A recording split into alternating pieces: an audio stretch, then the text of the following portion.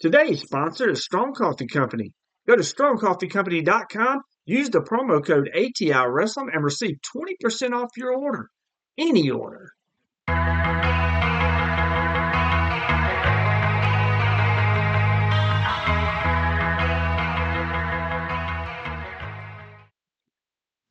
Dude, I mean, how did you decide to get in wrestling?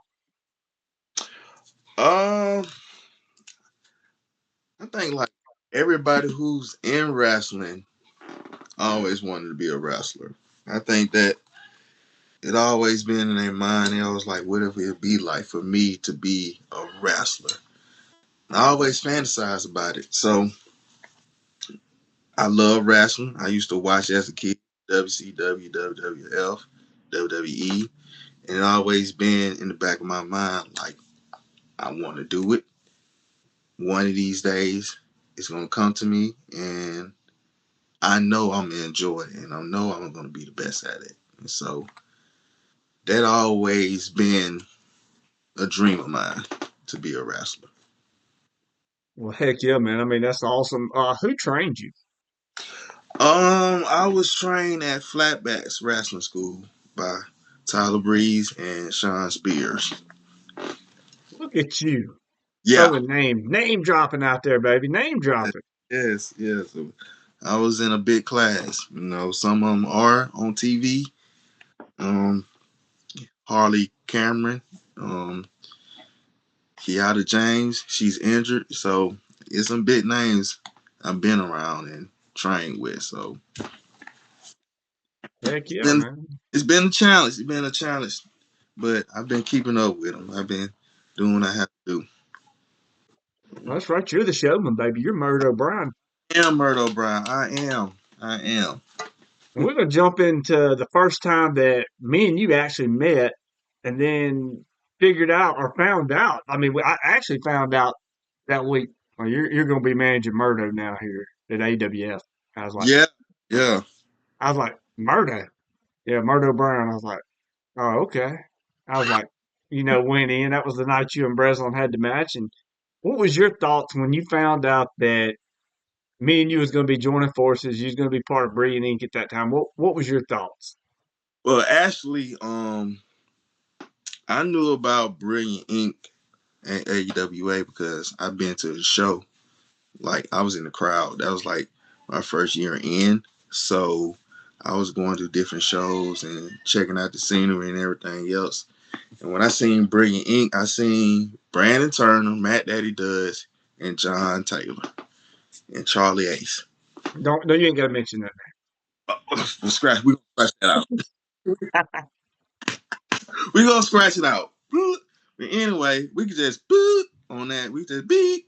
So I was watching y'all and I was like, damn, like these guys are getting all the reactions. Like everybody getting the boos, they getting the disrespect. And I was like, wow, that is like the best group you could be in. I was like, wow, I wonder will Murdo Brown ever be in Brilliant Inc. Then fast forward, old Shannon, he called me. He was like, hey, I got an idea. And I was like, what it is? And he was like, what do you want? What it'll be like for you to join Brilliant Inc. And I was like, really? He was like, yeah. I talked to Brandon. He said he likes it. What you think? And I was like, I am 100% down on joining Brilliant Inc. 100%. Because I was like, I know I'm a bad guy. But if I join Brilliant Inc., it is going to take me to the next level. And it did. It did. Oh, dude, and I'm not trying to take any credit for this, but when you joined Brilliant Inc. and we didn't just take it to AWF, we took it to AWA, we took it to a couple other places. Uh, and I'm like I said, I'm not trying to take any credit for this, but it did elevate you, and it really you elevated Brilliant Inc. as well, man. Like Yeah. it was just spot on, a perfect marriage. At first, I was just kind of like, yeah, we'll do it, we'll see how it works. Mm-mm. The confidence at the time, I just didn't know where we stood, and then after that first night, I was like, oh yeah, and then the next morning on. Facebook, I'm looking and I pull it up and here's Murdo Brown. It's brilliance, baby. And I'm like, yeah, it's brilliance. That we It's and then you brilliant. and It's then we started working you in at like AWA you know, and Gulf Coast and stuff like that. And then man, it blew up. You became the rising star of Brilliant Ink. You know, we mentioned a name earlier that, and I'll take credit for that. I think that uplifted him a lot. I think that helped him get comfortable a lot was the person we're not going to mention. Now, John Taylor fit right in with Brilliant Ink. Mac Daddy Duds fit right in with Brilliant Ink. mm, You fit right in with Brilliant Ink. By the time you got to Brilliant Ink, it was basically, I know Charlie Ace was, or whatever, still around, but yeah. uh, it was basically me, you, and John Taylor at that point just blowing it up. Then we had Gato come in. We had I, Sing Pet come in. eh, but me, honestly, that was like my first time being around John Taylor, like near him, and I just wanted to see how it was gonna play it out. And once we got around each other and everything we done from John Taylor to Simpet to me and you, it just clicked. Just all clicked in one. Even Shorty, it all clicked in one. Yeah, even Shorty, yes. Even Shorty, everything we did, I felt like was gold. The crowd hated us. They loved us. They didn't know what they wanted to do with us. But we got that reaction when John Taylor won that championship. Huge night. That was like You're it, talking about the night that I cashed in the golden ticket, handed it to him. Oh it, man, that was an awesome night. that was the best night. That reaction, I felt like I was part of the Four Horsemen at that time. That's how big it was for me to get that reaction. And the crowd ate it up from beginning to end. Like, hands down, one of the best memories I ever had as a wrestler and as a worker, especially that AWA. That's history, right? Well, yeah. Well, if you look at it too, man, like you talk about AWA and like not patting ourselves on the back too much, but Brilliant Inc. was the most over thing there. I will pat myself on the back. You We should. we can pat ourselves on the back all day long because honestly, outside of Koloff and West, uh, you couldn't touch anybody as reaction wise. As far as heels go, there was no heels that touched us. I mean, we come out, the crowd was instant booing. We didn't have to worry about getting a reaction. We had it. It was there. And then on that, me coming from AWF to AWA, I felt like I was the odd man in the back. But once I built that relationship with y'all and others, and I earned my respect, it changed for me. It really did because I had a match personally with Charles West, 1-on-1 main event, Yes. and it was just spectacular. And one thing I can say is, hey, I delivered and I was able to show what I can do at AWA. And I Well, was you more than delivered. Like you was given the golden spot that night, I was. and it was just like can Murdo sink or swim? And I said he's going to swim all day long, baby, because he's part of Brilliant Inc. And you came in, you did it that night. Y'all tore the house down. It was just spectacular. My thing too is this, and you can credit me or you can say, ah, man, I already did that. But I thought when you came in to Brilliant Inc., you got more and more comfortable on the mic. And I think that me being there with you, John Taylor, all of us being around, I thought that elevated you to be more confident on the mic because, man, towards the end of my tenure at AWA, you was just promo wise just killing it at that point. Yeah, I wasn't really getting that much mic time when I started off, but once I got to AWA and then being around you and John Taylor, you are eventually gonna get the mic. I was eventually gonna get handed the mic because you have something to say. John Taylor has something to say. Even Sinpet has something to say. If I don't have nothing to say, then I'm just gonna look like a fool. So when I get the mic, I have something to say. So once I was able to get it, I said it, and then I just got more and more comfortable with it, more and more. And I think Brilliant Ink brought me out of my shell. It really did. It helped me with my character. It helped me with who I am as a wrestler, who I want to be as a wrestler. And I get that all to Brittany, and I get that all to you, Brandon. I get that all to you because, yeah. Well, I appreciate it. And I'm just gonna say this, man. You knocked everything that was given to you out of the park. You made everything that because we were given the creative that Brilliant Ink was given. We made it top class, but it really wasn't top class when it was given to us. We had to shift it and make it. Mm, And the thing with Brilliant Ink too is like, when you got a faction, you got that one leader that stands out above everybody else. But when you looked at Brilliant Ink, we were all on the same level, and that was that main event level, mm. and everybody got their shine, everybody got their time. Yeah, And I think that's what worked out a lot with Brilliant Ink, man. I'll tell anybody any day. One of my favorite people to ever be in Brilliant Ink is Murdo Brown. One of my favorite other people, John Taylor, St. I thought in all honesty, us four, that was the tippy top of Brilliant Ink. it was. I felt like it was. I felt like it was because it wasn't the same. Every show we did, it was something new. Every show we did was something new, and it was special. It was unique, and every time your music hit, my music hit, Simpet music hit, or John Taylor music hit, it's a reaction. And it wasn't like, they waited for us to come through the curtain. We got that reaction as soon as that music hit. Exactly. Exactly. And John Taylor's music, like Many Men, as soon as it hits, man, I'm telling you, like, the place was already ready because they knew the shenanigans was coming. They knew we were coming. And then they knew they were going to get a match out of John Taylor. Yeah. And one of my favorite matches John Taylor had was with Fuego del Sol at the Mississippi Rumble. When We I was mean, that was impressive. we was ringside. Yes, all right, all of us, everybody's at ringside, and everybody got took out by Fuego except Yeah.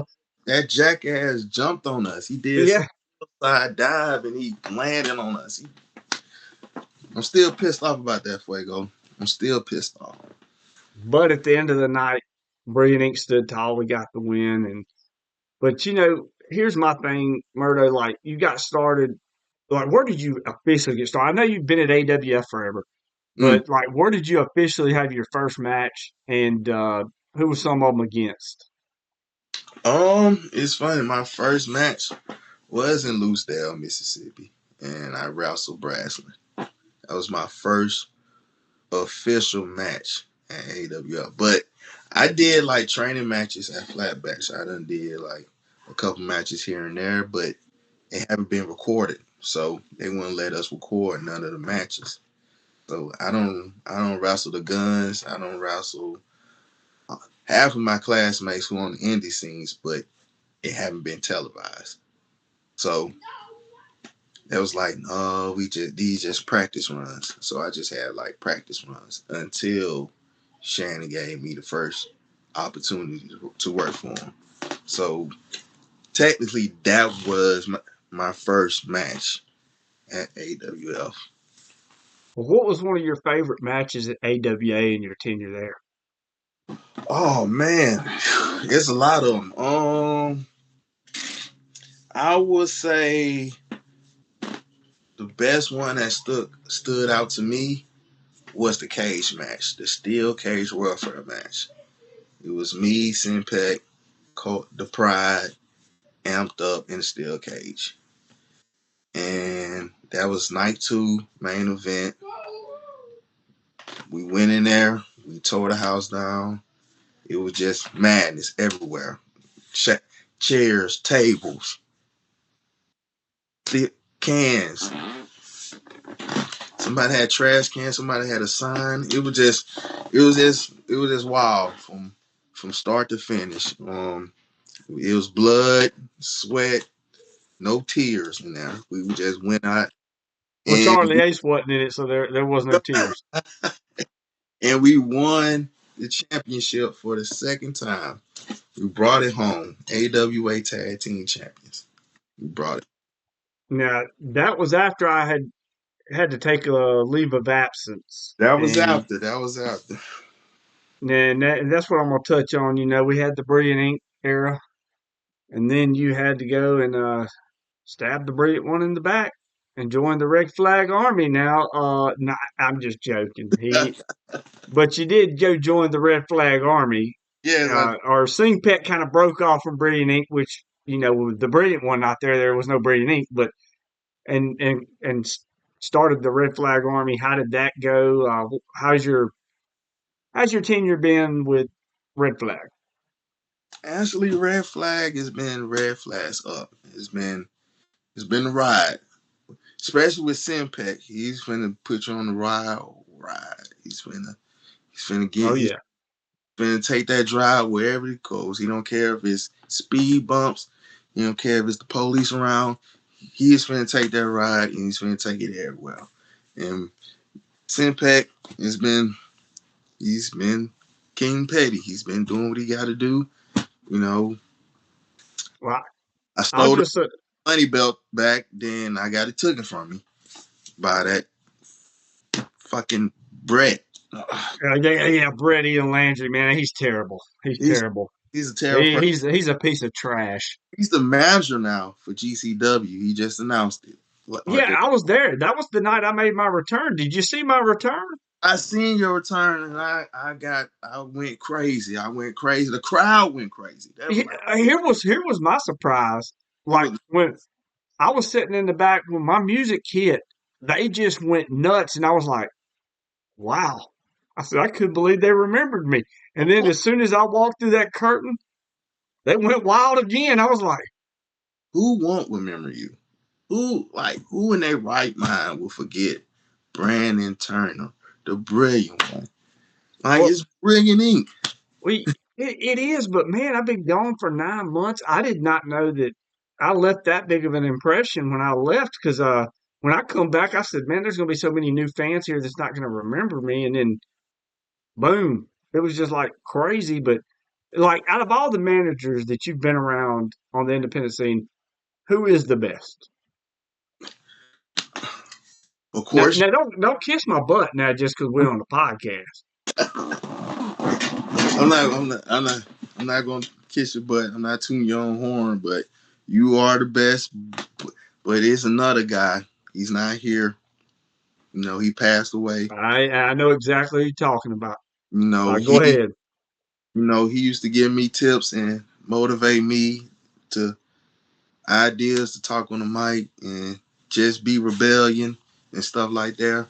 Rod Shivers, Rod Mo, that's what his name go by. You're welcome. Like he was the one that really one of the best managers that I seen in the Well, indie. I'll say this, Rob.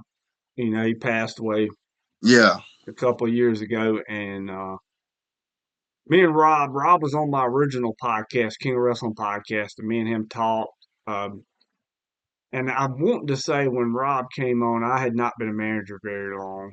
I think it was like I just first started, maybe been there for maybe 6 months, and it was actually when Diamond Gene Miller had Diamond. He sold it to Brent Ladner Mm. and Tommy Wetgen, and it was their first show.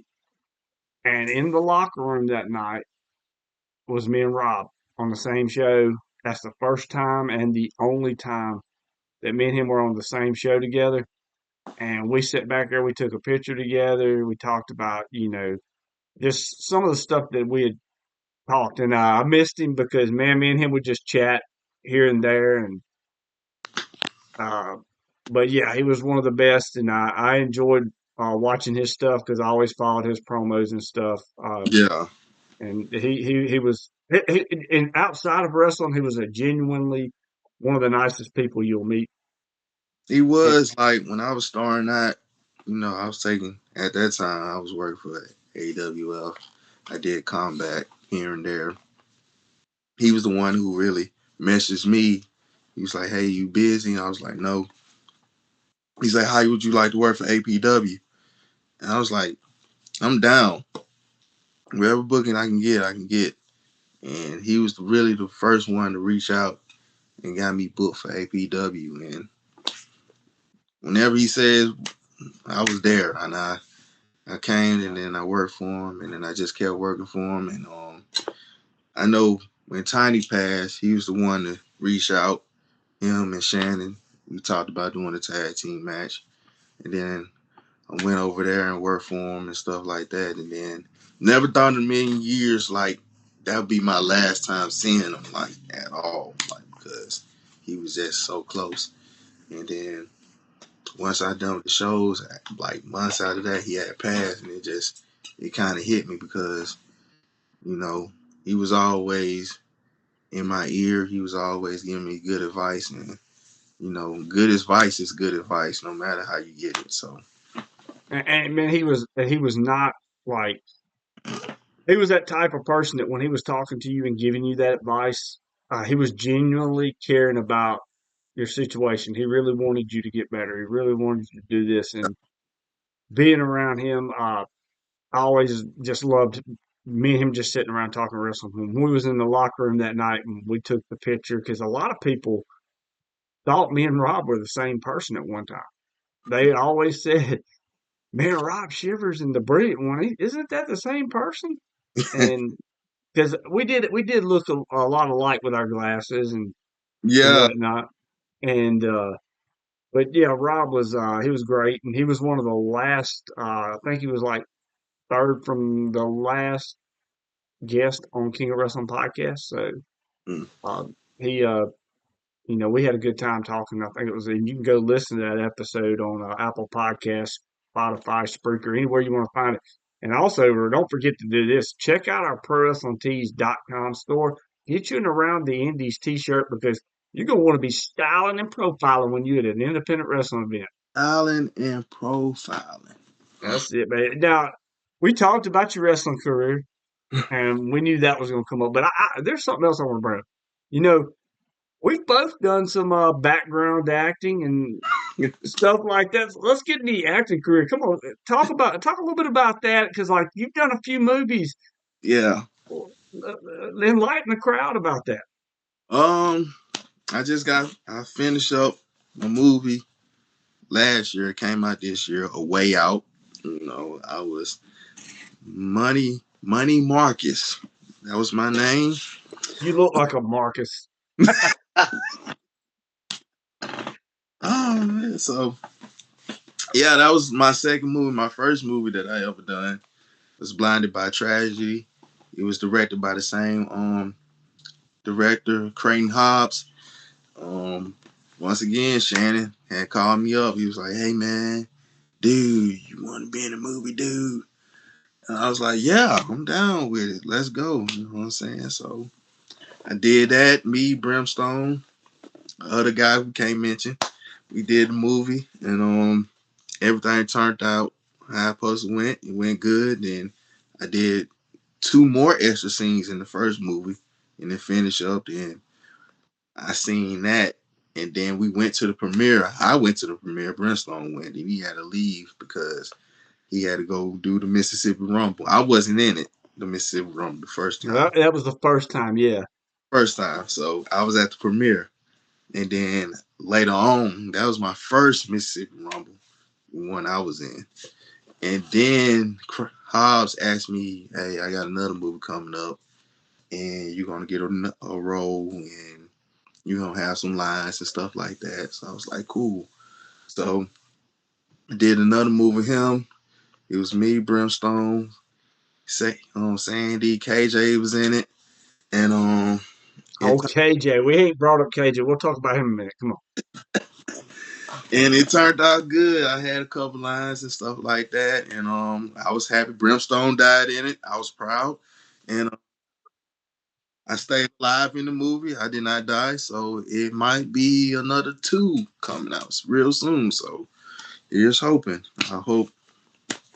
And it's on Amazon, I think. It's on Amazon. I think they got new webs. What's the name of the movie that's on Amazon? Because A Way Out.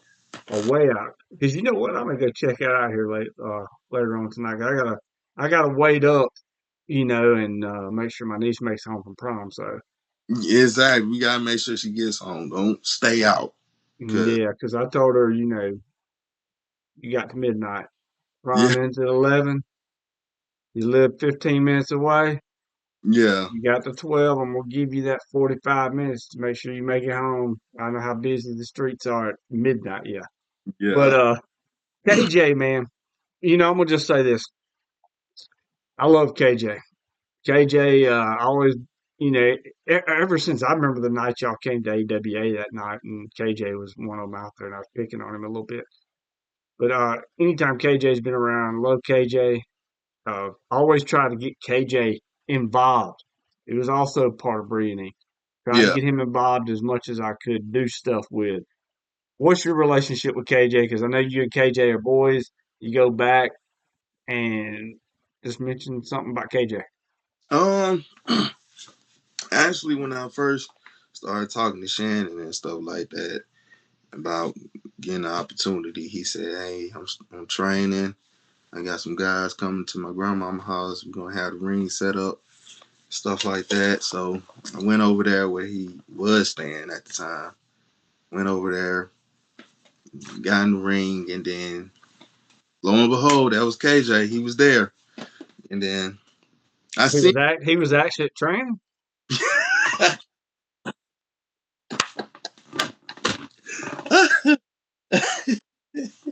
Yeah, once upon a time he was at training. So I just came back from Florida. I was there for 8 weeks. I came back home and I was just looking for any opportunity I could. And Shannon was the first one to really give me that opportunity because I knew his dad like Oh, before. Alabama Doink. Now, that's the funny thing about it is like, people have heard about Alabama Doink and like on Bruce Pritchard's podcast with Yeah, Conrad Thompson. They've heard about it through that. A lot of people never really saw Alabama Doink like we did live yes, and in person, and I mean, they get to see clips of it, but it was a wild ride with Dwayne.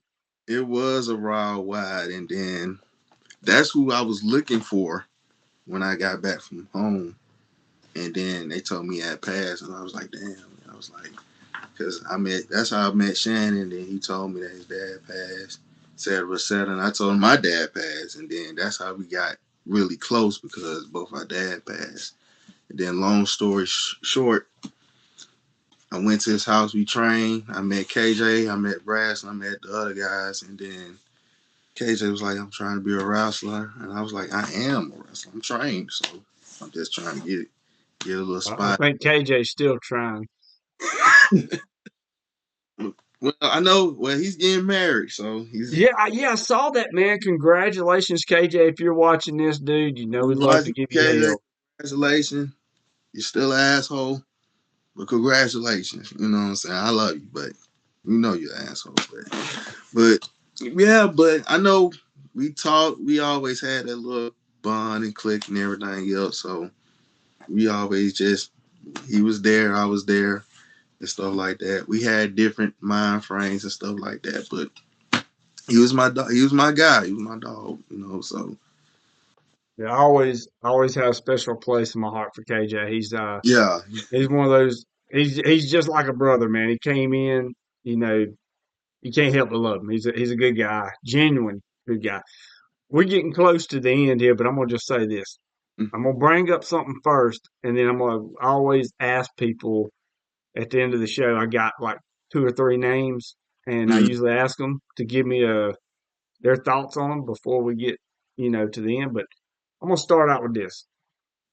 You was in AWA when I owned it and yeah. when I didn't own it. When I left, what was your thoughts after I left? How did it change? What? Honestly, I'm Murdo Brown. I'm gonna tell the truth and nothing but the truth. When you left and they told me that you left, in my mind, I was like, what the fuck? I was like, what the fuck? What's going on now? That was, it's gonna sound a little, it was a red flag. It was a red flag for me. It was a big red flag because I just had a funny feeling like it felt like the ship was finna sink. I don't know when, I don't know how, but it felt like I was just riding a boat and it was finna sink. And eventually it did. And I was like, holy shit, it actually sank because I found out the day before the show that AWA has been sold. There's no more AWA because I found out that Friday. At Saturday, we was finna do a match, Survivor Series match. It was finna be a good match. A lot of people was in that match, and when I found out the day before, hey, we're not doing the show no more. AWA's no more. I was like, I fucking knew it. Like it was in my mind, but I didn't tell nobody. So I was like, damn. It was just a crazy situation to be in, and it affected a lot of people. It really did. A lot All of people. right, yeah. It, Boy, here's my thing, man. Like it did affect a lot of people, and in hindsight, I look at it now and wish I had not left. But I really didn't have a choice. Not that I have left.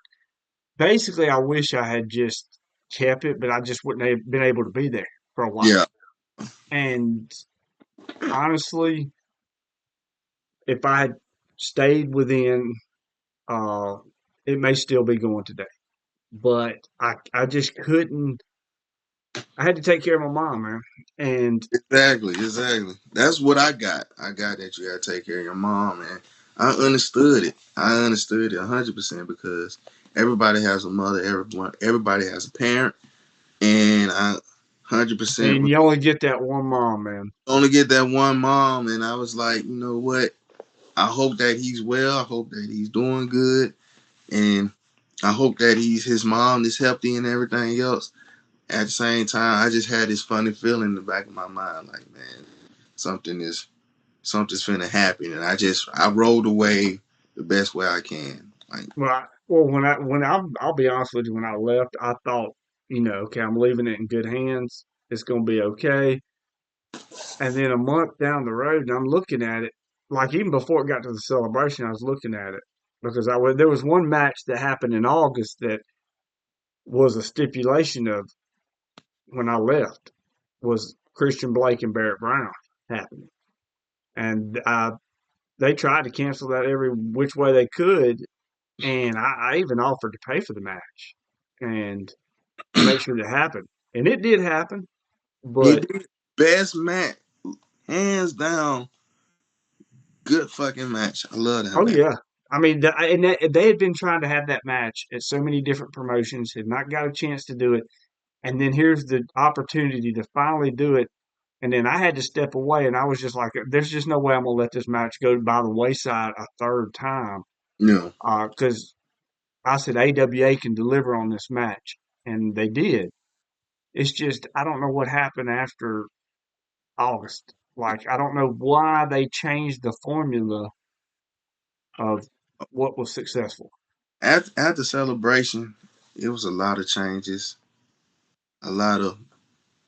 I could just feel the tension between different people, but they kept it hidden, and I must say, like, eventually it was going to be like a breaking point into it, and it up and did, and so it was a Yeah. lot of whispers in the wind, and then it got big, and now it's out. And Well, my thing with this is, I'm eventually going to do a deep dive into the AWA thing, and not that like to what's the word I'm just going to do like kind of a documentary style deal where we just talk yeah, about our memories, good times in AWA. But like when I found out and I was just like, man, that was when it's like kicking the stomach. Like I wish I'd have just stayed. Um, my mom got sick. She's doing a lot better now. We had to put her in a nursing home for a while, and now she's staying with my sister. She's got 24-hour help, around the hour care, so she's been doing a lot better. And talking about mamas, Yeah. there ain't nobody sweeter than Miss Brown.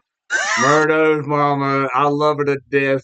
She was when Brilliant Ink was doing some stuff, you could guarantee she was gonna comment on it, and she is proud of her boy Murdo. Man, I love her to death. Every time I see her pop up on my Facebook feed, I just smile.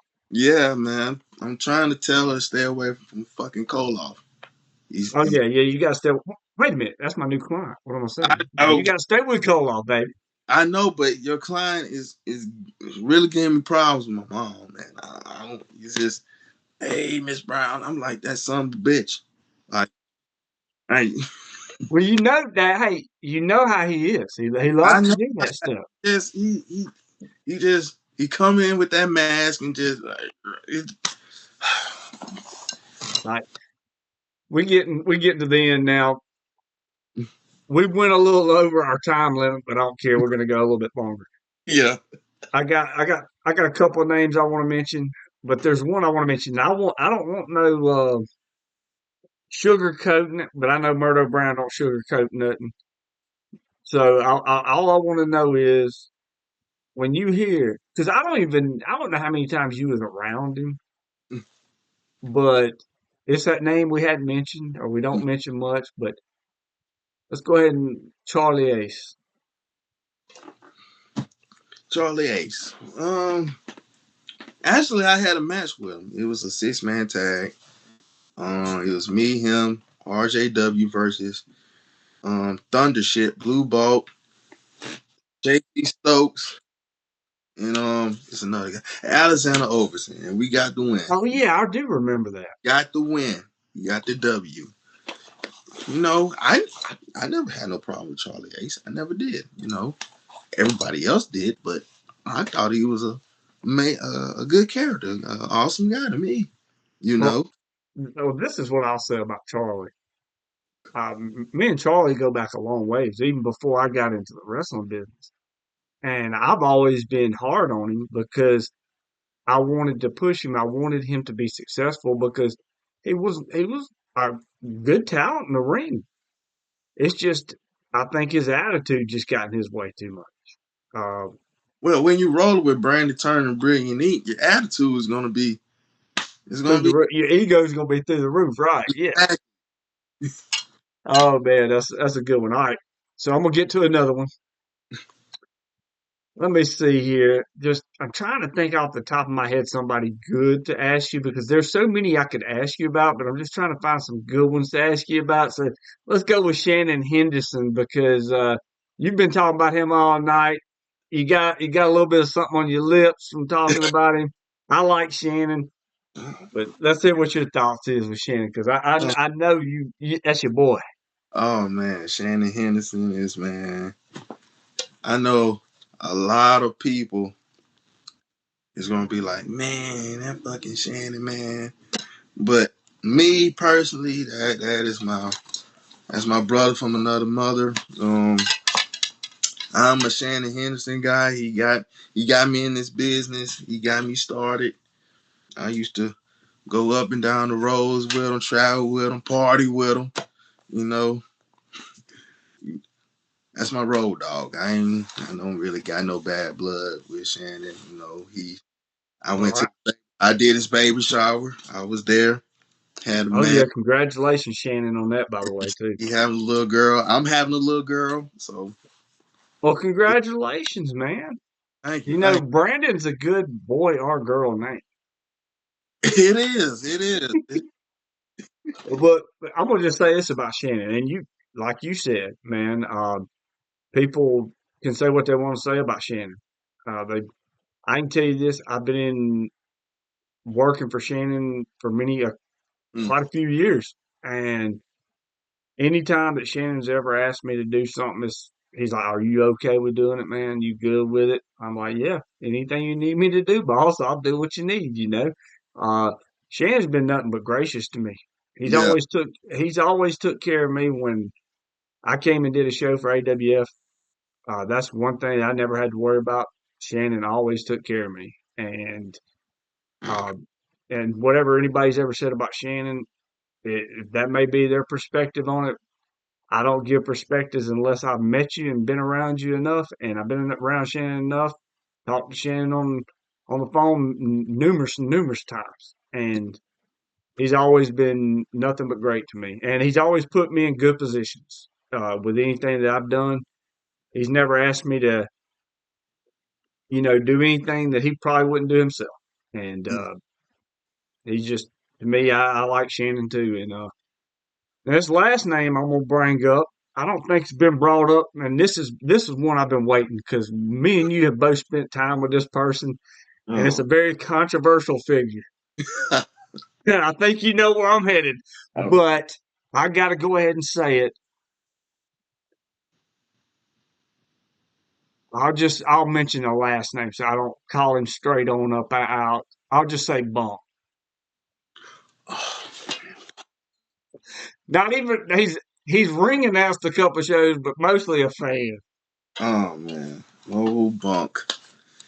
Um, 'Cause, hey, hold on, he rode to you to a show one time, did he not? you know the boys got pissed off at me. Yeah, They got pissed off. It was like, hey man, don't bring that motherfucker to. I was like, man, he paying me. I was getting paid. yeah. Hey, you gotta take the money. Like they tried to stop my money flow, and I was like, man, wait a minute. Like gas was high. I was Yeah, just cut the budget, and I was like, don't bring. But Dad, he was a character. He used to bring the signs. He started the whole turtle. He started oh, the he'd get that turtle chant started up, son. he did the Tyler Taylor. He had a little incident with Mary Jackson. Joey. A little incident. It was pretty big because it was like we not but anyway, Well, I think that was a lover's quarrel gone wrong. I think they had a relationship and something happened there at South. it it went completely bad. He got banned from shows, and then he was at AWA. I heard he was getting to it with kids, like he was getting to it with children. So it was just come to find out he had two names. It was just he was a special guy. He was a special guy. Yeah, you know, some things that come out about him. We're not gonna get into that, but outside of that, I always liked the free alcohol. Yeah, The free alcohol was always great. it's like this motherfucker would talk so much shit to me to the point I'm like, man, I want to kick his ass. And then and then when it's time for us to be backstage, here he comes with a cooler. Hey, Murdo, I got some alcohol for you. Like, and if you told him what you liked, shoot, next show he had it all there for you, Yeah, man. like That's like him and Maxwell, man. Him and Maxwell hated each other, hated each other, but and then as soon as Maxwell figured out, hey, we can get us some shots, they became buddies, man.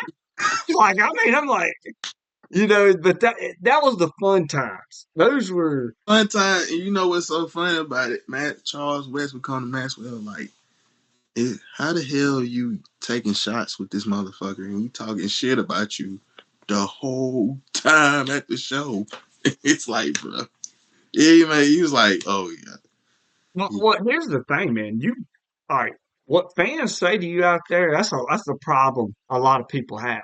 yeah, I Man, most of the time people would talk shit. That's what they're supposed to do. That's when you're doing your job. exactly, exactly. You're doing your job. You want them to talk shit about you. You don't want to go out there and get a no reaction. And then you come back and have a few beers. You're doing good. I mean, you got to separate what goes on outside in the ring with real life. Yeah, I mean, we'll just say it that way. yeah, that's Um, true. but that name, and we'll go. Well, I'll go one more Okay, with it, more one. one more, and then we'll close it on out. Because you mentioned him, Vladimir Koloff, baby. Let's hear about Big Vladdy. I know that's your client. I know he. Hey, y'all. And I saw your laughing emoji on our picture, and then you know what we said? We were sitting there, and I guess Murdo's jealous. He's still with the Red Flag Army, and here I am with the biggest client on the independent wrestling scene. Well, you know what, Koloff? You know what? You're a son of a bitch. You know that? You are a motherfucker. That's what I can say. I can really say that from the bottom of my heart. You cannonball me. You know he cannonballed me 10 times. Oh, I remember. Yeah. Times. Like, non-stop. He gave me one 3 times back to back, back to back. Cannonball party, cannonball party. And them stupid ass fans cheered. They were like, yay, cannonball Murdo, cannonball. They even had signs. And he cannonballed me over and over and over again. I just want to say from the bottom of my heart, Koloff, fuck you. There you go. Damn it, we're gonna still be here because I got one more name, and this is the last name. I promise. Lucha Lacora. Oh, you know what? Lucha, that was really my first seminar I did. Lucha Lacor. And he would tell you, he'll tell you in the ring, whoever does that seminar, if he likes it, he will tell you. If he don't like it, he will tell you it was shit. Some of the guys got the shit, and some of the guys got the good. I'm gonna tell you like this. I got the good. I got the good. That was all it.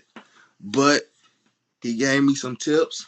He gave me some pointers. He gave me some ideas. And he always been straightforward with me. So one thing I can say is Lucha LaCour always gave good advice. That's one thing I can say. I've only shared the locker room with Lucha maybe twice, I think it is. But yeah, always good advice. Always somebody fun to be around too, and just enjoyed it. But Murdo, thank you for coming on, man. Thank you for joining us here on Indy LimeLight, one of the top stars on the independent wrestling scene. I can tell you right now, he calls himself the Showman. This showman is a plus. I am the longest reigning AWF Gulf Coast champion. 2 years. 2 years. Yep. And hey, it was around the time that you got in there with Brilliant Ink when all that happened. So, Exactly, exactly. Yeah. but you know what, man? Like you got the goods. Just keep doing what you're doing. Work hard because you got a bright future. And always one of my favorite people to manage and outside of managing. Yeah. And my wife, she loves you to death. When we made our return a couple weeks ago, you found her before you saw me. Yeah, she seen me first and I was like, holy shit. Oh, I was like, because when I was on my way down there that night, I was like, man, I wish Murdo was going to be there because I didn't see you on the card.